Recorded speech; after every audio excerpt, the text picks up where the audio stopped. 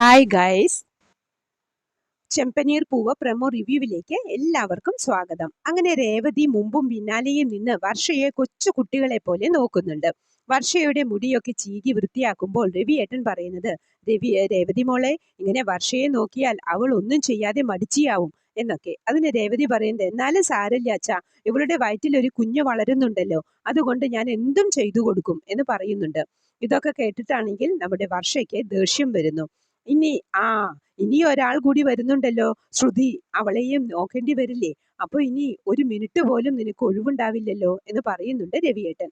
അപ്പൊ ശ്രീകാന്ത് പറയുന്നത്, ശ്രുതിയേടത്തിയുടെ കാര്യം ഒക്കെ അമ്മ നോക്കിക്കൊള്ളും, അത് രേവതിയേടത്തി നോക്കണ്ട എന്ന്. അതേസമയം ഇവിടെയാണെങ്കിൽ ശ്രുതിയെയും കൂട്ടി സച്ചി ഡ്രൈവ് ചെയ്ത് വരുമ്പോൾ ശ്രുതി ചോദിക്കുന്നുണ്ട്, അല്ല സച്ചി, നമ്മുടെ വീട്ടിലേക്ക് ലെഫ്റ്റിലേക്കല്ലേ പോകേണ്ടത്, പിന്നെന്താ ഇങ്ങനെ പോകുന്നത് എന്ന്. അതിന് സച്ചി പറയുന്നത്, അതിന് നമ്മൾ വീട്ടിലേക്കല്ലല്ലോ എന്ന്. പിന്നെ എവിടേക്കാ പോകുന്നത്? ഹോസ്പിറ്റലിലേക്ക്.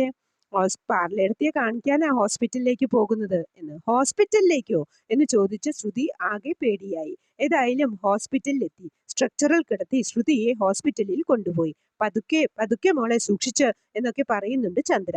ശ്രുതി ഓടിപ്പോകാതിരിക്കാൻ ചന്ദ്ര ശ്രുതിയെ പിടിച്ചിരിക്കുന്നുണ്ട്.